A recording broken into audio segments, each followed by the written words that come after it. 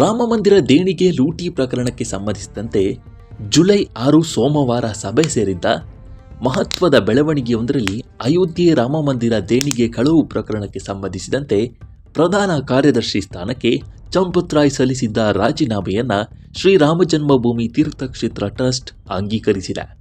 ಶೀಘ್ರದಲ್ಲೇ ಟ್ರಸ್ಟ್ ಪ್ರಧಾನ ಕಾರ್ಯದರ್ಶಿ ಸ್ಥಾನಕ್ಕೆ ಹೊಸಬರನ್ನ ನೇಮಕ ಮಾಡಲಾಗುತ್ತೆ ಅಂತ ಟ್ರಸ್ಟ್ ಸ್ಪಷ್ಟಪಡಿಸಿದೆ.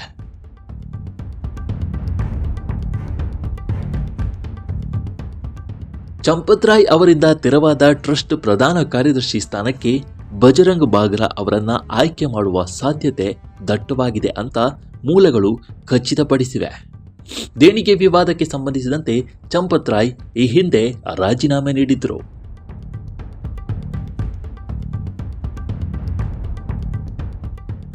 ಬಜರಂಗ್ ಬಾಗ್ರಾ ವಿಶ್ವ ಹಿಂದೂ ಪರಿಷತ್ನ ಅಂತಾರಾಷ್ಟ್ರೀಯ ಪ್ರಧಾನ ಕಾರ್ಯದರ್ಶಿಯಾಗಿದ್ದು, ಚಾರ್ಟರ್ಡ್ ಅಕೌಂಟೆಂಟ್ ಮತ್ತು PSU ನಲ್ಕೋದ ಮಾಜಿ ಮುಖ್ಯಸ್ಥರಾಗಿ ಸೇವೆ ಸಲ್ಲಿಸಿದ್ದಾರೆ.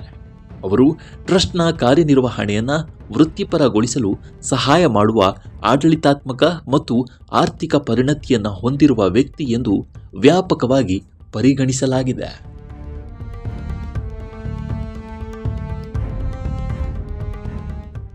ಮೂಲಗಳ ಪ್ರಕಾರ ಟ್ರಸ್ಟ್ ರಾಮ ಮಂದಿರದ ಆಡಳಿತ, ಹಣಕಾಸು ಮತ್ತು ಸಾಂಸ್ಥಿಕ ಆಡಳಿತದ ಬಗ್ಗೆ ಬಲವಾದ ಹಿಡಿತ ಹೊಂದಿರುವ ವ್ಯಕ್ತಿಯನ್ನ ಪ್ರಧಾನ ಕಾರ್ಯದರ್ಶಿ ಸ್ಥಾನಕ್ಕೆ ನೇಮಿಸುವ ಉದ್ದೇಶ ಹೊಂದಿದೆ.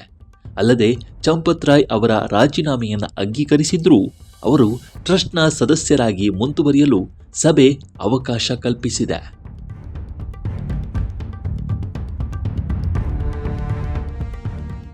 ಹೊಸ ಪ್ರಧಾನ ಕಾರ್ಯದರ್ಶಿಯ ಕುರಿತು ಅಂತಿಮ ನಿರ್ಧಾರವನ್ನು ತಕ್ಷಣವೇ ಘೋಷಿಸದಿರಬಹುದು.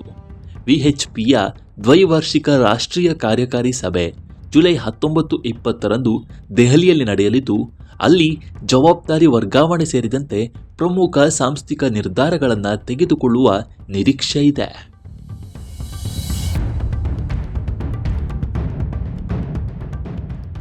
ರಾಮ ಮಂದಿರ ದೇಣಿಗೆ ಲೂಟಿಗೆ ಸಂಬಂಧಿಸಿದಂತೆ RSS ಪ್ರತಿಕ್ರಿಯೆ ಹೊರಬಿದ್ದ ಬಳಿಕ ಶ್ರೀರಾಮ ಜನ್ಮಭೂಮಿ ತೀರ್ಥಕ್ಷೇತ್ರ ಟ್ರಸ್ಟ್ ಸಭೆ ಸೇರಿದ್ದು ಪ್ರಮುಖ ನಿರ್ಧಾರಗಳನ್ನು ಪ್ರಕಟಿಸಿದೆ. ದೇಣಿಗೆ ಲೂಟಿಯನ್ನು ದುರದೃಷ್ಟಕರ ಎಂದು ಬಣ್ಣಿಸಿರುವ RSS SIT ತನಿಖೆ ಬಳಿಕ ತಪ್ಪಿತಸ್ಥರು ಎಂದು ಸಾಬೀತಾದವರ ವಿರುದ್ಧ ಕಠಿಣ ಕಾನೂನು ಕ್ರಮಕ್ಕೆ ಆಗ್ರಹಿಸಿದೆ.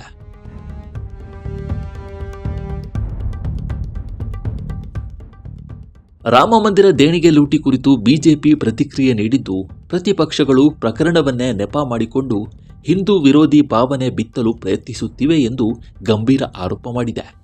ತಪ್ಪಿತಸ್ಥರಿಗೆ ಶಿಕ್ಷೆ ಖಚಿತ ಎಂದು ಹೇಳಿರುವ ಬಿಜೆಪಿ ಹಿಂದೂ ಧರ್ಮ ಅವಹೇಳನಕ್ಕೆ ಈ ಪ್ರಕರಣವನ್ನು ಬಳಸಿಕೊಳ್ಳಬಾರದು ಎಂದು ವಿರೋಧಿಗಳಿಗೆ ಎಚ್ಚರಿಕೆಯನ್ನು ನೀಡಿದೆ.